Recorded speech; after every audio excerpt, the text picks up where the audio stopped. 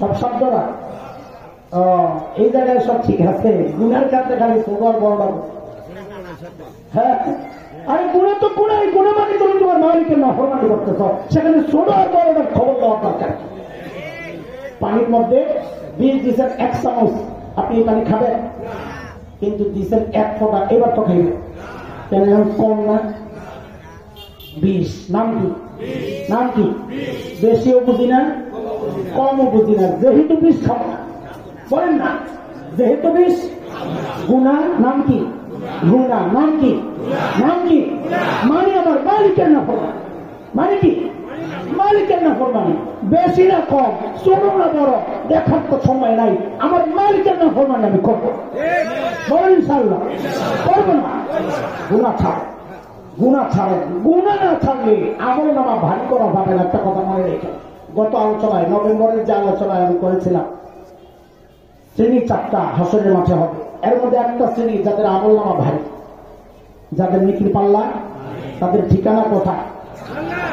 একটা সূক্ষ্ম কথা আজকে আমার শোনায়, সে যেটা বলি নাই আমার মনে আছে। একটা সূক্ষ্ম কথা আজকে এখান থেকে শোনায়, মনে করছে এখন। খেয়াল করে, নেকির পাল্লা ভারী খালি নেকি বেশি দিয়া হবে তা। যেমন নেকির পাল্লায় নেকি আছে 1 লক্ষ টন, কত? 1 কোটি টন নেকি আছে কত? 1 কোটি টন কি হিসাব বুঝতেছেন? টন বুঝে 1000 কেজি। 1 কোটি টন মানে 1000 কোটি কেজি। 1000 কোটি কম না বেশি? হ্যাঁ, তাহলে আমল নামায় লাগলে তোমার ভাবিয়ে দেবো, তাই না? 1 কোটি টন আমল, কিন্তু গুণা 1 কোটি টন আরো আধা কেজি বেশি। কোন ভারী? কোনটা? কোনটা? বুঝা গেল আমল বেশি দিয়ে ভারী হয় না। আমল নামা নেকির পাল্লা ভারী না হালকা, এটা ঠিক করবে পাশের পাল্লা। কে ঠিক করবে? কে ঠিক করবে? পাশের পাল্লায় যদি বেশি হয়, এখানে যতই বেশি হোক এটা হালকা। পাশের পাল্লা যদি কম হয়, এখানে কম হইল এটা ভারী। যেমন নেকির পাল্লায় 1 কোটি টন নাই, আছে 2 কেজি নেকি। কত? বেশি না কম? কম। কিন্তু হালকা না ভারী এটা এখন বলা যাবে না। এটা দেখতে হবে পাশের পাল্লায় কি আছে। যদি পাশের পাল্লায় 1.5 কেজি গুণা, তাহলে 2 কেজি ভারী। আরে বুঝলেন নাই?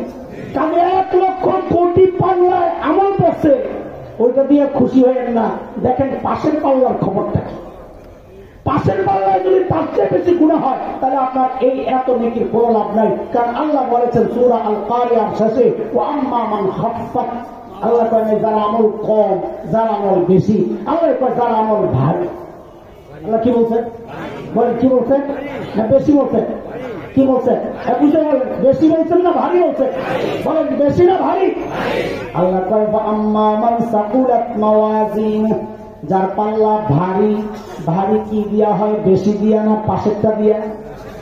বলেন ভারী কি দিয়া হয়? বেশি দিয়া না পাশেরটা দিয়া? পাশেরটায় কি আছে ওইটার হিসাবে ভারী না কম বোঝা যাবে। এই পাশে আছে 1 কেজি, পাশেরটায় যদি থাকে আধা কেজি, তাই এই পাশেরটাই ভারী। এই পাশে আছে 1 লক্ষ কোটি টন, পাশেরটায় আছে 1 লক্ষ কোটি টনের লগে আরো আধা কেজি। তাহলে বলেন নেকির পাল্লা ভারী না হালকা? কি হালকা? এত দিয়েও হালকা কেন? পাশের চালায়। এই জন্য আমাদের প্রথম কাজ হচ্ছে গুনার পাল্লা খালি করা। নেকি বেশি খেয়াল করবো না, নেকি বেশি করার চেয়ে আমাদের বেশি চিন্তা করা দরকার গুনার পাল্লা হালকা করা। কি করা? গুনার পাল্লা হালকা করার সবচাইতে বড় মাধ্যম হচ্ছে আল্লাহ ওয়ালাদের সোহবত। আল্লাহ ওয়ালাদের কাছে যত বেশি আসা যাওয়া করবে, ততই দেখবেন গুণামুক্ত থাকার মানসিকতা তৈরি। আপনাদের এটা বুঝতে আসে না, তাই না? যে মানুষের কাছে যাবো আমি, বয়া কোরআন হাদিস পড়ব, মানুষের কাছে কেন যাবো? এটা একটা সহজ উদাহরণ দিয়ে বিশ্বাস করতেছে যে আমার বাবাদের মাথায় একটা পাগড়ি আছে সুন্দর। বলেন তো এই পাগড়িটা আল্লাহ ওয়ালা না আল্লাহ ওয়ালার পোশাক? বাবা বাদন কোন আপনার পাগড়িটা আল্লাহ ওয়ালা না আল্লাহ ওয়ালার পোশাক? টুপিটা, এই যে লম্বা জামা গায়ে দিছি, আল্লাহ ওয়ালা না আল্লাহ ওয়ালার পোশাক? আল্লাহ নিজে আল্লাহ খেয়াল করেন তো একটু। আপনাদের এলাকায় বা আপনাদের এলাকায় দেখছেন কখনো লম্বা জুব্বা গায়ে দিয়ে পাগড়িটা লাগায় কেউ সিনেমা হলে ঢুকতেছে? দেখছেন? কেন? ওই পোশাক তারা আটকায় দিচ্ছে, করো ভিতরে যাও কই, এই পোশাক পরে সিনেমা হলে যাওয়া যায় না, গুনাহ করা যায় না।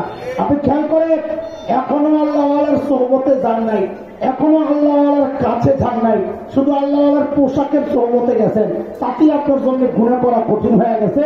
তো সরাসরি আল্লাহর কাছে আসলে গুনাহ করা তো অসম্ভব হয়ে যাবে। কেন বুঝেন না? এই জন্য গুনাহমুক্ত জিন্দেগি যদি চাই, দিল যদি ওই রকম বানাতে চায় যে গুনাহ দেখলেই ঘৃণা লাগে, ঘৃণার প্রতি নিফরত, ঘৃণা, আগ্রহ নাই, নেকির প্রতি আগ্রহ, নেকির রাস্তা সহজ মনে হয়, গুনার রাস্তা কঠিন মনে হয়, এমন দিল যদি তৈরি করতে চাই তো এই সমস্ত আল্লাহওয়ালাদের কাছে বারবার আসা লাগবে। শুধু 2 বার মাহফিল দিয়ে যথেষ্ট না, মাঝে মধ্যেই আসবো, অথবা নিজে যেই এলাকায় থাকি নিজের শাইখের পরামর্শে ওই এলাকার কোন আল্লাহওয়ালার সাথে বেশি আসা যাওয়া করে, তাও সেটা নিজের শাইখের পরামর্শ, ডাক্তার কাছে যাবো না। মিজাজ ভিন্ন হইতে পারে, আপনি যার সাথে সম্পর্ক রাখেন এমন একজনের কাছে গেলেন যিনি আকীদা তো এক, মিজাজ ভিন্ন, আপনার শাইখ সম্পর্কে আপনাকে বিগড়াইয়া দিল, আপনি এইগুলো হারাবেন ওইগুলো হারাবেন, দরকার নাই। অন্য কোন আলেমের কাছেও যাবো নিজের শাইখের পরামর্শ, মনে থাকবে ইনশাআল্লাহ। আপনারা সবসময় তার শাইখের কাছে পাবেন না, তো শাইখকে বলবেন, শাইখ আমি তো ওই এলাকায় থাকি, আমার বাড়ি তো ওই থানা, ওই থানায় আমি কার সাথে একটু বেশি যোগাযোগ রাখতে পারি, আপনি যার সাথে বলবেন আমি তার কাছেই যাব। শাইখের পরামর্শে আসা যাওয়া করবেন তো আল্লাহ বরকত দিবে। শাইখের পরামর্শ মতে শুধু দ্বীনের উপর চলবো না, আমরা বলি প্রত্যেকজন মানুষের জন্য তার পারিবারিক বিষয়ে শাইখের সাথে পরামর্শ করে চলা দরকার। থাকবেন না ইনশাআল্লাহ? ঠিক আছে ইনশাআল্লাহ? এখান থেকে যাচ্ছেন যে এই মানসিকতা নিয়ে যাবেন যে আমি আমার জীবনের সবকিছু কার সাথে পরামর্শ করে চলবো, আমার শাইখের সাথে। মনে থাকবে তো ইনশাআল্লাহ? শুধু ইবাদতের ক্ষেত্রে না, শুধু আখিরাতের ক্ষেত্রে না, শুধু দ্বীনের ক্ষেত্রে না, আমার পারিবারিক বিষয়, আমার দুনিয়ার বিষয়, আমার ব্যবসা বাণিজ্য, সব কিছু আমি কার সাথে মশওয়ারা করে চলবো, বলেন ইনশাআল্লাহ? আল্লাহ তাআলা আমাদেরকে কবুল করেন, আল্লাহ আমাদের হযরতকে কবুল করেন, আল্লাহ এই মাদ্রাসাকে, এই দরবারকে কবুল করেন, পুরা দুনিয়ার জন্য হেদায়েতের মার্কাজ আল্লাহ বানায় দেন। মসজিদের কাজ ধরেছে দেখছেন না? হ্যাঁ, সবাই দোয়া করবেন আল্লাহ যেন সহজ করে দেন, ঠিক আছে? আর 1 টাকা দিয়ে হইলেও হযরতের সাথে শরীক হয়ে যাবে। আমাকে এগুলো বলে নাই বলার জন্য, আমি নিজে থেকে বলতেছি 1 টাকা হইলো। কারণ একদিন দেখা যাবে এই মসজিদ বিশাল মসজিদ হয়েছে, সালেকিনদের বিশাল জামাত এসে এখানে ইবাদত করতেছে, সারা রাত কান্নাকাটি করতেছে, সারা রাত তাহাজ্জুদ করতেছে, ওই দৃশ্য এসে পরে দেখলে আফসোস করবে না, আরে এই মসজিদ বানানোর সময় যে আমি কিছু দিতাম তাহলে এই সব দিতে আমিও পেতাম। ওই সময় যেন আফসোস করতে না হয়, এমন যাওয়ার সময় কিছু শরীক হয়ে যাবে ইনশাআল্লাহ। ঠিক আছে ইনশাআল্লাহ? আল্লাহ কবুল করেন, আমিন। ওয়া আখিরু দাওয়ানা আলহামদুলিল্লাহি রাব্বিল আলামিন।